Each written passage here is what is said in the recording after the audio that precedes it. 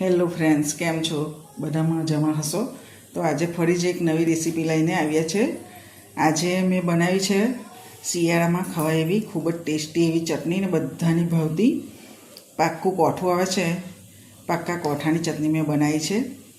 Video બનાવી શકી નથી માટે મેં રેડી જ કરી દીધી છે ચટણી. તો તમે ધ્યાનથી સાંભળજો જેથી સમજણ પડે. એક પાક્કું કોઠું હતું, એનો મેં ગર બધો સારી રીતે લઈ લીધો હતો. એમાં જીરા પાવડર, આખું જીરું, સંચર પાવડર, મીઠું અને એક કોઠું હતું એટલે 50 ગ્રામ જેટલો હતો. તો 50 ગ્રામ ખાંડ અને 1 ચમચી જેટલો ગોળ એડ કરીને બે બધું મિક્સરમાં ક્રશ કરી લીધું છે. જો તમે લીલા મરચાં અને ધાણા ઈચ્છો તો એમાં એડ કરી શકો છો. મેં ધાણા પણ એડ કર્યા છે, ધાણા અને મરચાં પણ એડ કર્યા છે, જેથી ચટણી આવી લચકદાર બને.